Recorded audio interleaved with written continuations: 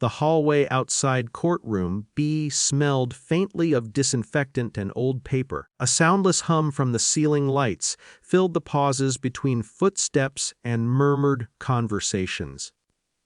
People passed in careful arcs. Everyone instinctively knew where they belonged and where they did not. I sat on one of the narrow wooden benches, hands folded loosely in my lap. The folder on my knees was thin. It always surprised people. They expected thickness, weight, visible importance. They equated seriousness with bulk. My sister stood a few meters away, leaning against the wall beside her attorney. She laughed too loudly at something he whispered, her head tipping back, her blonde hair brushing the framed notice about courtroom conduct. Du bist rechtlich dumm, she said, not bothering to lower her voice. Legally stupid. Several heads turned. A clerk frowned briefly, then looked away. Ich werde dich ZERSTÖREN, she added, smiling as if she were making a joke at a family dinner. Her lawyer nodded, self-assured, hands folded behind his back, had the posture of someone accustomed to being listened to. I did not respond, focused instead on the crack in the linoleum near my shoe. It resembled a thin river on a map, followed it with my eyes until it disappeared beneath the bench. This was familiar territory, being spoken over, being summarized, being reduced to a version that fit someone else's narrative. When we were children, she had always been quicker with words, faster to cry, faster to charm. Teachers believed her. Relatives worried about her, learned early that staying quiet kept things simpler. Silence became a habit. Even now, part of me wanted to stand up and say something sharp, something clever, something that would make her pause. But another part of me, the part that had been trained for years to observe before reacting, kept my body still. The bailiff opened the courtroom door. Rise, we filed in. The room was smaller than people imagine. No grand pillars, no dramatic shadows. Just wood microphones, screens, and the quiet machinery of procedure. My sister sat at the plaintiff's table, close to her attorney. They whispered and smiled, tapped on his tablet with confident fingers. I sat alone. The judge entered. We rose. We sat. Formalities followed, names, case numbers, neutral language that stripped emotion down to data. When my sister's lawyer spoke, his voice was smooth and unhurried. Your Honor, this case is straightforward, he said. My client has been wronged. We will demonstrate clear intent and material damage. Gestured lightly in my direction as if indicating an object rather than a person. My sister nodded at key moments, eyes shining with rehearsed sincerity. I listened. I always listened. He painted a version of events that was not entirely false. It was simply incomplete in ways that favored him. Omissions are powerful. When it was my turn, I stood. My throat felt dry. My voice was steady.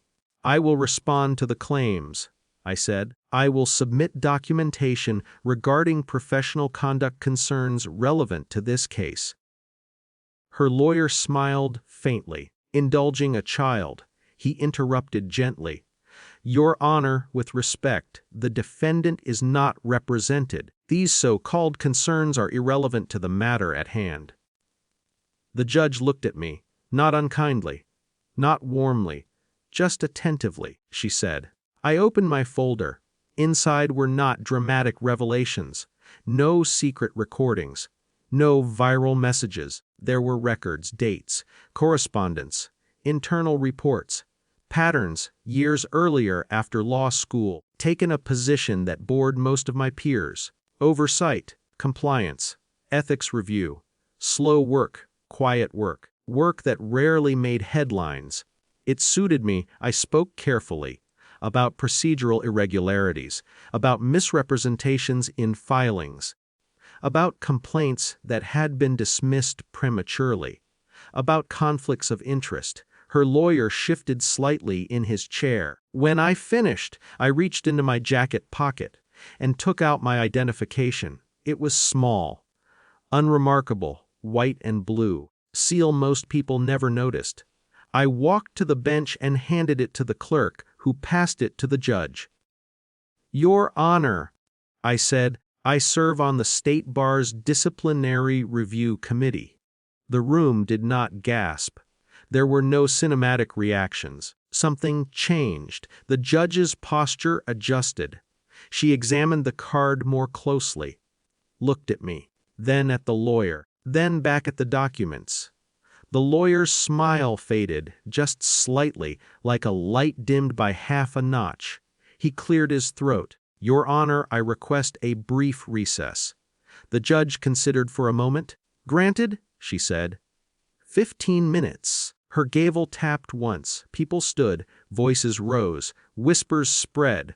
My sister stared at me, not with anger, with confusion. If she were suddenly unsure which story she was in.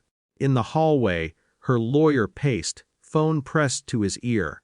His voice was low now, no longer theatrical. She approached me slowly. "You never told me," she said. I shrugged. "It never seemed relevant," I replied. Was true.